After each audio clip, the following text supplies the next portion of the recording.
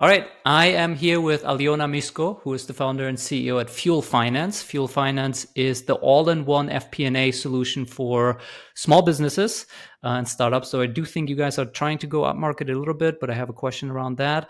And I wanted to have her on the show because I've been seeing her on LinkedIn and her content is awesome. She's both been documenting her journey growing Fuelfinance, but also sharing some personal lessons and takeaways here and there. I saw that you, I think, learned skateboarding this year, and that was a win for you. So, yeah, thank you for coming on the show. Thank you. Nice to be here. Thank you for the invitation. Cool. And did I get the Fuelfinance correct, or any amendments to make there? No, that's perfectly correct. Cool. And you guys are, I think it's safe to say, seven figures in ARR and like 30, 40 people, something like that? Yes, Okay, exactly. cool. And you started the company in 2019, correct? Yeah, but like I think like we launched this product that we have now. We launched it only in 2022. So Mm. we have a journey of switching from just service and consulting to product business. And that switch happened actually 2 years ago. Interesting. How so you started Fuelfinance to as an agency or as a consultancy to help small businesses do get their finances in order? Yeah, it was at the start. It was mostly like consulting, like outsourced CFO service. Yeah. But actually, we understood very fast that we are doing like monkey job all the time. So there Right. should be some smart way to automate all that stuff. And yeah, we started from just Google spreadsheets, to be honest. And that's how I met my co-founder because his company, PetCube, they do pet cameras. They were our first customer, Mm-hmm. with whom we tested our MVP of product, Yeah. and they became profitable in 5 months after using the product. And yeah, after that, Yaroslav, who was Yeah. CEO at that company in that period of time, joined me as a co-founder. So after that, we started our journey with creating already product and being a SaaS business. So it was Yaroslav, I think Yes. is it, and he was the technical co-founder. Yeah, he was. He has engineering background, Uh huh. but also he was responsible for fundraising in PetCube for more than 6 years because PetCube they are YC alumni. Mm. They already on later stage. So yeah, But he didn't code initially. he code. He Okay, used to he coded. code a Okay. lot now, and he still can code something for Yeah, yeah, yeah. real products. So yeah. So what would your advice be for someone like me who's running an agency? You know, we're 10 people, and I think as every agency and service business, you kind of look at SaaS companies with like starry eyes, and you're like, oh man, I wish I had a product company and a software company, and my life would be so much better. And I would say I have the ambitions to at some point, you know, start some SaaS company, but I'm also not a technical person. So what advice do you have for those companies? I think that actually service business, people from service business can understand much better customer needs and what they want. So, for example, for us, we use this knowledge to create the product. And that's something that is usually done with dozens, hundreds of different customer and interviews. But you actually have this communication from day to day when you work in agency and when you have agency. So it's much easier actually to get insights and it's much easier even to test MVP of the product. So we can Hmm. do like some small thing. You can test if it works with customers and our strategy. So we just automate step by step all work, which is usually done by CFOs. And just Hmm. because we used to be CFOs and we understand a lot and we have huge data, what is done manually, how many hours spent on that. So we use this data to convert this information and knowledge to the best product on the market. So that's, I think, very powerful. And I learned some stories. So I was like, oh my gosh, when we were fundraising, so everyone was like, oh, you have experience of agency. So it's impossible to convert like that stuff to product, like, and I learned some other stories of other startup founders, and I was impressed that, for example, MailChimp, they also Ah, started from service business. and they were an agency and they invested all their profits into creating a product, but they actually learned this insight what to create was product from agency business. And there are many stories, and I think also my favorite part is there are these essays of Paul Graham, and he has one essay which is really great about doing not scalable things. And to be honest, all startups, the greatest startups at start, they are mostly services. And there are like many people behind that. People who talk with customers in Slack chat, customer success managers, whatever, setup Sure. managers, you can name it in different way. But it's Sure. all like about people who can do this work. And at the start, you still do things that are not very scalable, and not ideal product, but Sure. actually that helps to figure out what to create. Yeah, I think my one of my personal heroes, the co-founders of 37 Signals, the makers of Basecamp, they also initially started as a service I, business, and then. But do you think if I would want to do it, would you say start with finding a technical co-founder, give him 50%, you own 50%, and then you build it together, or hire someone on Upwork to build the product, but you set the vision and you define what it should be? I think like the question about co-founder is much more complicated, because I believe that you should have as co-founder a person that can actually uh, bring additional power to you and to your knowledge. So something you don't know and something you can't buy with money on the market. So that's, I think, the ideal scenario. So definitely from my side, Yaroslav brought this knowledge of building the product, because I have financial background. So I haven't known a lot at that period of time, like about like, I don't know, how to build products or MVPs. But yes, Yaroslav brought this experience, how to build product features, how to test them, how to build like roadmap, how to understand what features to build, how to hire engineers. So that's definitely very important knowledge. But I think there's like not the way that you must find, I don't know, like IT person or IT co-founder or engineering co-founder. I don't believe in that, especially now with all the tools, because actually like everyone can code anything already Sure. with ChatGPT and AI. So maybe like someone who has like much higher like levels than just engineering and coding. So in our case with Yaroslav, so he had background of already building successful products, so and Sure. launching them and understanding like from different perspectives, sales, marketing, fundraising. So it was not only about engineering or coding the product. Yeah. All right. Now to go to the actual agenda of the show, we went a little off topic there. I saw on LinkedIn, I think you said that in 2024 you doubled your LinkedIn followers from 10 to 20,000. Yes. Um, Before we go into why and how, can you share anything about what that did for you and Fuel Finance? Can be both quantitative in terms of, I don't know, revenue, inbound leads, or in terms of just qualitative, like, hey, here's what I noticed started happening as I started using LinkedIn more seriously. Uh, to be honest, I started to work on that not only in 2024. I think we have started in 2023.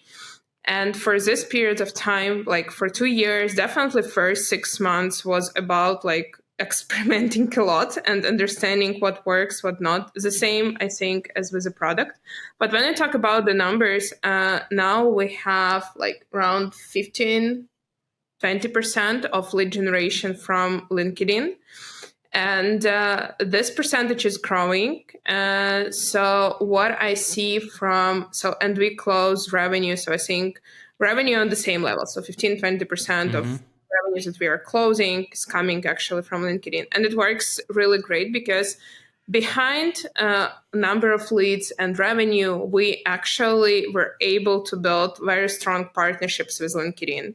So, and these partnerships brought us another part of revenue. And now partnerships is one of the top like 4 channels for us for lead generation. So, and that was all possible because we started to build like this credibility knowledge on my LinkedIn. And the key idea was to give value for early stage founders.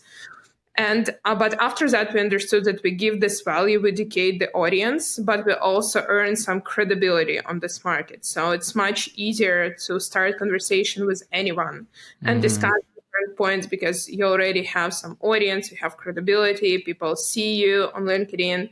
I think the funniest moment was the highlight of 2024 when we understood, yes, it finally works. All this LinkedIn stuff works.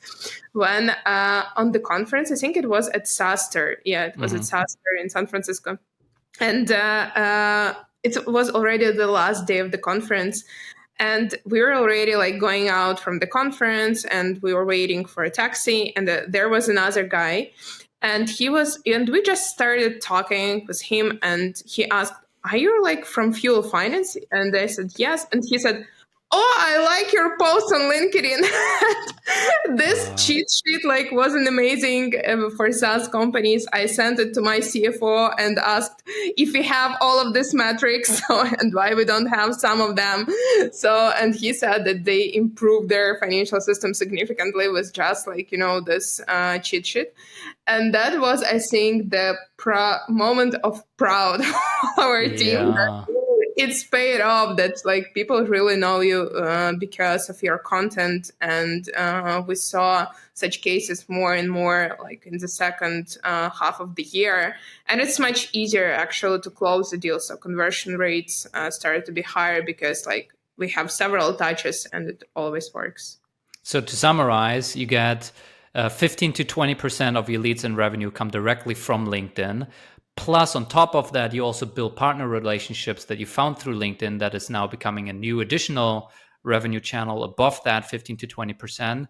Plus, it's just helping you close deals faster, even deals that might come through other channels or who started out as an outbound, but now they start seeing you. You build credibility through the content, so it helps you on that kind of sales cycle, compressing that by having a brand and credibility in the space, I guess.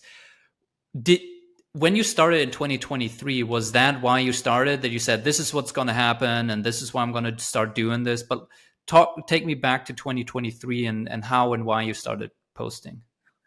I think I had the first time when I started to think about that, it was like middle of 2022. And I remember I had a conversation with one of our customers. And he's a founder and he's very active on Twitter, mostly on Twitter more than LinkedIn, but he built a huge audience there. I don't know, like 60,000 or 100,000 followers, something like that on Twitter. And yeah, it's called like X now. You need to call it X. X. Oh, there were. Yes, he, in that period of time, it was Twitter. True, yes, fair. We just had this conversation and he was sharing his journey and how many leads they got from this channel. This is one of top 3 channels for them. Yes, it took time to build that. But it was like I think this conversation was very inspiring for me. And I started to think, yeah, maybe we should do that. And I think like seriously, I tried to make some like posts maybe in the second half of 2022. But seriously, I started like to think about that in 2023 and making it like more systematic, like was posting like 1-2 times per week, but every week. And I think that conversation was inspiring. And he also told me other stories of other founders that he knows. So, like, for example, like Sampar, who is like also his friend. And he just shared like this information. I was like, oh my gosh, it's really interesting to build this stuff. And I think from that conversation, all things have started. But then you started on LinkedIn, even though that person was really successful on Twitter or X. How come LinkedIn and not X then? I started on both, actually, but I understood that it's impossible to actually manage 2 channels because I was the one who was doing like all the content, and it's like 2 completely different strategies for 2 channels. And it was hard to create like different posts. And I started from both, trying to make more on X. And after that, actually, all the things started to happen with X. And I decided It seems like Yeah. LinkedIn is much easier like to scale and much faster. And I saw much more results from LinkedIn. So that's why I decided, okay, I will be more focused on LinkedIn. And now, like on X, I think I'm not posting at all, or like can make one or two posts, just like one Yeah, to yeah, post yeah. just to have it there, but not as a key channel. So you had that conversation in mid 2022, and that was really inspiring. And you put out a couple posts here and there on both platforms, but it sounds like you really started taking it seriously only in 2023. Was it you just had to marinate on it and see a couple more examples of this to really believe it? Or like why was there this, let's say, 6 month gap between being inspired by it and really taking it seriously? I think the question was about resources and return on investment because I was the only person who was responsible for marketing in our team. So for everything in marketing, I mean, so and I did like webinars, content creation, newsletter, outreach, like LinkedIn conferences, like all that The stuff. classic, everything, yes. Yeah. And I was like thinking, yeah, I understand that some channels they bring results faster. So I understood in that period of time that I need time actually to see results from LinkedIn. And it will not like take 1 month or two. So it will take 6 months or even year to do that. So in that period of time, I was thinking, yes, that will be our channel, but maybe later. And now I will be much more focused on webinars, conferences, because I see faster result and payback period is just like faster than from LinkedIn. Yep. And that okay, and you still looking back, you're still happy that you made that choice, that you first focused on, let's say, lower hanging fruit to some extent, things that had a shorter to get just stuff rolling, and then once you had some baseline, you said, okay, now I can invest into this LinkedIn channel where it will take me 6 to 12 months to really start seeing results. To be honest, like if I would ask like this question to myself, I would definitely recommend myself to start LinkedIn much earlier. So Mm, I think like starting like from 2022 would be even better. So I think the earlier the better, but I think I didn't understand that in that period of time. So that it really needs to have time to get leads from the source. So yeah. like first year definitely will be some like research stage, understanding, fighting with yourself to post like 2 times per week. Yeah. And I think that's a huge job. So coming back, I would definitely start it much earlier. So If a early stage founder would come to you and they say, I like this, I like what you're doing, I believe that it's important, how would you suggest they get started? oh, I have like even like steps. What Go should be for done? it. Yes, let's go. I think like for me, there were several tools courses that were very inspiring for me. So first of all, I took the course which named Power Writing by Sean Puri. Sean Uh-huh. Puri is from My First Million. Yep. So I took this course. It was very inspiring. How to do normal human writing.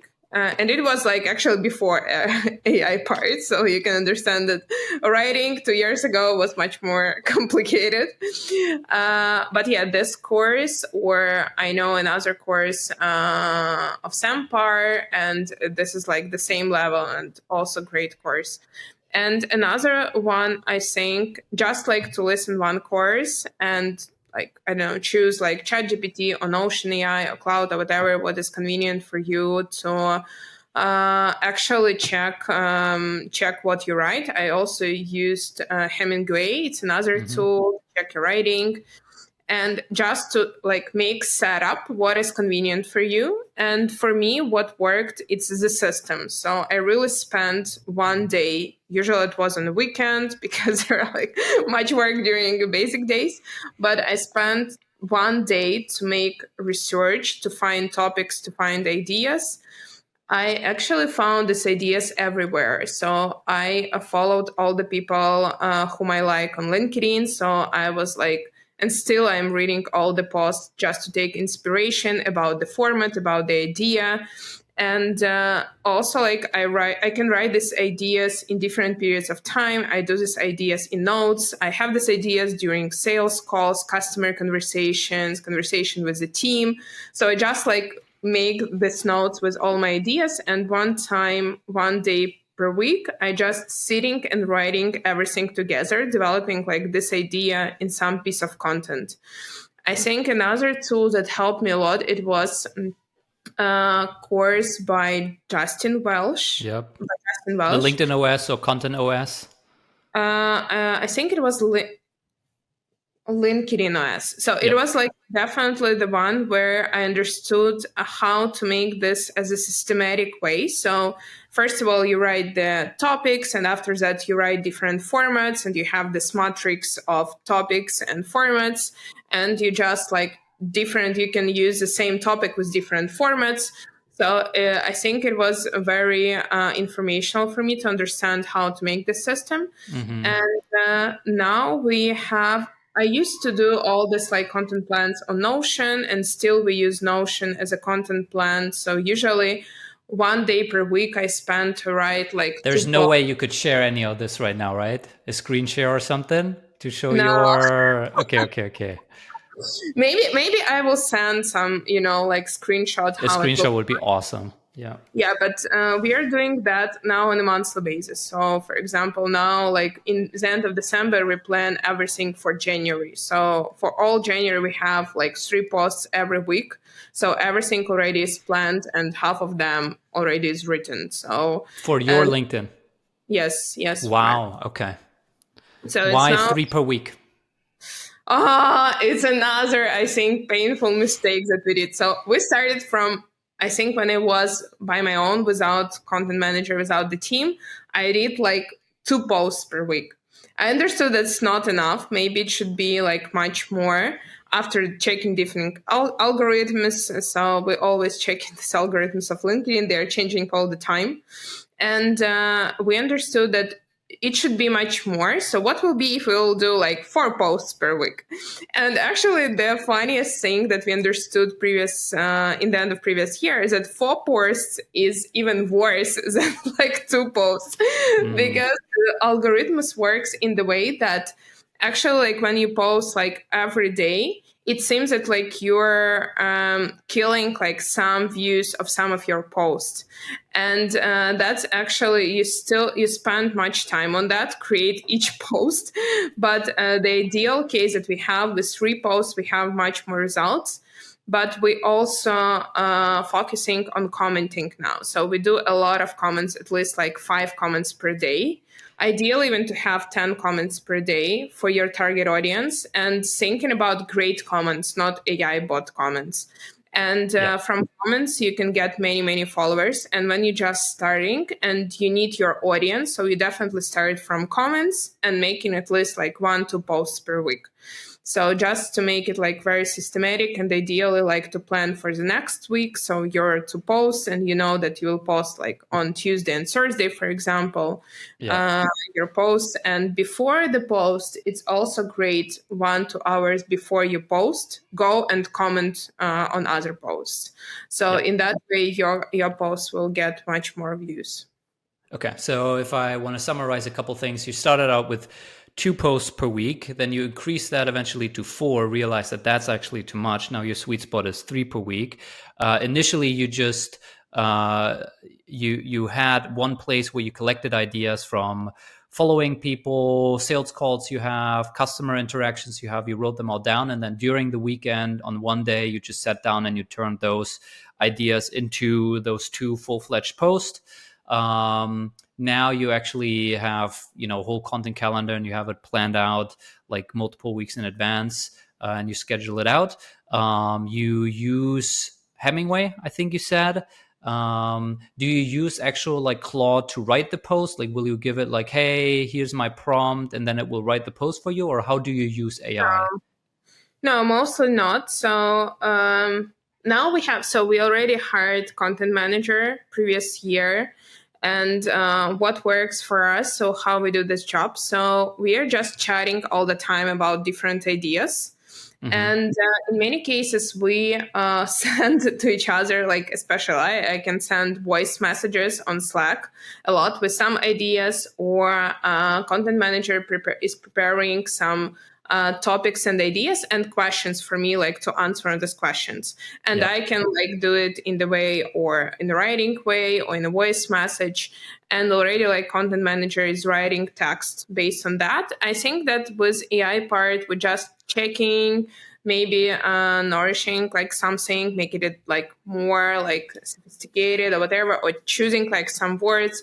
Yeah. But overall, we don't write the post when you say like, oh, write me a post about that on that. So we Yeah. mostly use it, I think, for research. It's much easier. So for example, when we do some content, sophisticated content, we can ask about like, we usually do like many cheat sheets or something like that.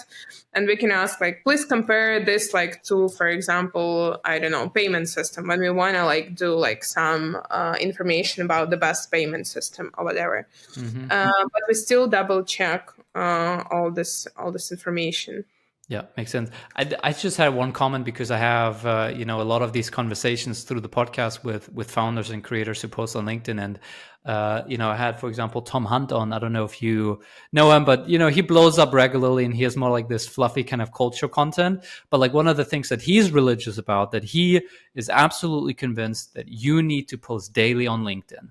So he, for a long time, he posted 7 times a week, and I think now he's at 5 or 6 times per week. But he is like convinced that that's really important, and so it's like I also feel like there's a lot of kind of folklore on LinkedIn, and I think for different people, different things work, right? And some people are like, you absolutely have to use videos, and then some people are like, videos just never work, and some people are like, these graphics, you got to have a carousel, it's so good, and then other people try carousel. And so I don't know, I think there's part of it that's also just like kind of natural proclivity, and maybe there's some nuances around different audiences engage differently. But yeah, anyway. Now, what have you learned about content that does well versus not? You've now posted last year very consistently. You started in 2023. Have you noticed any patterns between this is what works versus not? Yeah, definitely. So I think there are like different periods on LinkedIn what works. There was definitely periods in 2024 when cheat sheets works Mm-hmm. really. But creating one cheat sheet is a huge work actually, because you need to find this information, to make research, to compile all things together, design that. So it's not an easy way, but cheat sheets really worked. PDF for us, like in presentations, they actually didn't work in a Mm-hmm. good way. Videos really worked, and as I also saw that not all videos actually worked. So we tested different ways. For example, when we launched some new features about our product, so we tested different ways how we present that. And the best way actually when there is like a face of the person who is presenting that, Yeah. and actually human face works in the best way. And there are like different tools now, AI, that can help like to create all the stuff automatically without significant investment and making like hundreds of videos before one successful. But we see that videos have started to work in that of 2024, and we definitely will invest more in that. And I think that now we see the best combination of 3 types, maybe four types of content. So the first one is actually giving the value. And we know that when we give the value, we can create or some Google Sheet template for calculating, I don't know, maximum cost of acquisition or calculating valuation of your startup. So it's a free template that we create, or cheat sheets or whatever. So we are giving this value. Another part that just like personal human touch. So I still believe that we all humans, and I see definitely the dynamics on LinkedIn that other people want to understand and get more information about other people. So this stuff about hobbies, skateboarding, who you are behind like your company, what is your character, like what is who you are, actually it's important part. Sure. And sharing your stories, sharing your experience, like working in the company, building a company, being a founder, your personal lessons, like all the stories about you as a human, how you analyze different situations in your life. It works really great. And I think it adds credibility to you and like more this like deeper connection with people on Builds LinkedIn. rapport. Yes, yes. So that's actually works really great. And I see it more and more in LinkedIn. Another third part, so definitely product update, what we are doing, success stories of our customers, features, insights. So this product part, and fourth part, it can be just like some part of fun. We name it like meme marketing or whatever. So something like just like, spontaneous or funny or like whatever you want to post. And that's actually these four types. They works really great. I think the mistake that I did, that we were focusing a lot on giving the value just on first type of the content in 2023. And we didn't understand that actually we need to give more information about me as a human, or for example, about the product, what we are doing, because we are getting leads mostly from the posts, definitely, that are about products or personal stories. But like having this leads, like we should grow the audience, and like this to other types of contents are also important. So I just like from my experience, I forgot to do that thing. I was thinking like, no, there is no way to post some product features or whatever. So we need to give value. So Yeah. it was a mistake. So that I did in 2023. Yeah. I mean, it's also like, I think what people struggle with is like, you're on LinkedIn for a purpose, and that is, you want to grow your company. And so if you only talk about value, maybe that will allow you to build a bigger audience. But if then no one knows that you're running a company and you have a product, then what's the point of growing the biggest possible audience if then it turns into nothing downstream, right? So Yeah. I think having some more bottom of funnel, one might call it, or product related stuff, maybe it doesn't get as much engagement as the other stuff, but now But you're there, actually getting people to come to your website and book a call, so yeah, like, that's true. yeah. What are, I think you mentioned, so now LinkedIn is, a major lead channel for you, 15 to 20%. You found partners through it, all kinds of stuff, but it didn't start out that way. So if a founder came to you and they said, okay, I'm going to dedicate whatever my Saturday to writing 2 or 3 LinkedIn posts, and I'm going to post every week, like what should their expectation be? For how long should they do it for them to evaluate, does this make sense or not? Is it working or not? What metrics should they pay attention to? Because I'm sure 1 month into it, you didn't have 20% of leads coming from LinkedIn, yet you kept going. So what do you think is the right expectation here on timeline for people? Yeah, I think there, like, first of all, there should be no like very fast like results. So like there's like no way you expect fast results in 1 month or 2 months. So I think that here is like very important to understand that this is like a long-term journey. So you definitely should post like 1, 2, 3, 4 months before you see like some results, and you do like that as a key investment.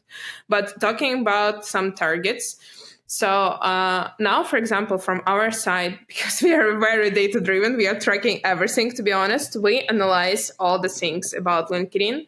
So we have lead generation templates. So we see a number of website visitors that are going like to our website from LinkedIn. We see their conversion, if they're booking them or not. We also know how many leads we get every month from LinkedIn. We also have a target, how many leads we want to get every month. And we also have targets about like number of posts that we are doing. Leads is the most important number, but also we have targets how we want to grow our audience. For example, we are like getting, I don't know, around like maybe 1,000, 2,000 followers like every month. And we understand that we want to like like hit 40,000 followers, like what posts works the best, what posts work the best for lead generation, for impressions, for new followers. So there are like different types of posts, and we do this analysis one time per month. So we are going back, reviewing all the posts, which posts brought leads, which posts brought followers, which post got the most impressions. So How and do you how. track that? Like self-reported attribution, or how do you know which post generated how many leads? It's actually we have Taplio, we have LinkedIn, and yeah, we know that. And additionally, we also can ask on sales calls, like what is the source, from what source you came. So But how do you know the exact post? Because if you get a lead today, do you just assume it was today's post? yeah, so it's usually like very clear, like from LinkedIn, from what posts, and we see like likes and touches and comments like of this person, like on LinkedIn, Mm. and what posts this person actually came to our website. Do you pull that information in somehow automatically, or is it just like once someone books a demo, you go on LinkedIn and you see, oh, their name is this. Oh, they actually commented on today's post. Is it kind of like a manual? Yeah, it's a little bit like double checking manually, Yeah. but I think we see a lot of information from. So we actually, when we make some posts that we understand they bring us leads, potentially will bring us leads. It's mostly about posts where we have lead generation templates Mm. or some new product features or whatever, and we collect emails. And when we collect these emails, we see all this information in HubSpot. So we Okay. see every lead and what touches were done. So it has a link in the actual LinkedIn post with a call to action. Okay. Yes, like this link doesn't work, so we send it this link or leave this comment in the comments. This link, yeah, because you can't leave the comment in your post, so it doesn't work. It doesn't work. Yeah, interesting. Now we're almost coming up on time here, but because it's the Founder Lab Marketing Show, I wanted to just show one thing too, and I'm going to share my screen here because I think it's really cool, and I've not seen a lot of companies do this, but I think it's just really cool, and it's an example of Founder Lab Marketing that has nothing to do with LinkedIn, but you guys have on your website this banner video, which is kind of your how long is it, your 2-minute product pitch, and Yeah, it just looks like it's a really well produced video, but then you kind of almost make a cameo in there, like you just walk up and you explain this, and I think this is such a cool way to do founder-led marketing, actually, because are all of these 3 people employees of your company, or are the other 2 like actual people from the agency or something? two just actors and me as a person from the team. But it was a funny story because when we were looking, I saw this video made by one of our customers, and they're really great with creating this stuff. And they said we can't find the person who can say so confident all financial words like P&L or EBITDA or ROI or whatever. And it feels like not very natural when other people say it. So it's very Yeah. hard to find these actors. So you should play this role. So in that way, it was like all about making this video, but it was really interesting and fun. And yeah, we actually get many comments about this video. This is very It's engaging. so cool. I've never seen this, like, because usually companies either have this like boring explainer video that's just like Yeah, animated and it just sucks, or it's like a highly produced video, what you have there, but it's just actors and you also feel a little disconnected. yeah, Or if it's the founder, it's usually some scrappy kind of screen share video of them yeah, on Zoom doing a product demo. But like this kind of mix of this highly produced video, and then you make kind of a cameo in there. It's like kind of a like who is it, Spike Lee or something, whenever you watch like like he plays like the janitor or something, and like the people who are in the know, they're like, that's Spike Lee. No, not Spike Lee. Who's the Marvel guy? I don't know, like I'm so bad with movies, but anyway, it's like that. And I think especially now that I'm more of your leads come from LinkedIn, it's almost this like surprise moment because you're like, wait a second, that's her. So I think it's I just wanted to show it and point it out because I think it's so Yeah, cool, and I've never seen thanks. that and it's a really creative way to do founder-led marketing, where we mostly talk about posting on LinkedIn here, but that's another example of founder-led marketing. Yeah.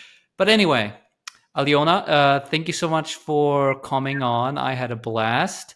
Anything else that you want people to know? Obviously, we're going to put your LinkedIn profile and Fuel Finance's website in the show notes. So if people want to check that out, they can go there. But any other thing you want people to leave with? I think like all the time I say like may the profit be with you. I think May the that's profit be with you. I think Hey, that's still important for 2024 and for 2025. So amazing. There we go. Awesome. Thank you so much. thank you so much, Vin. Thank you.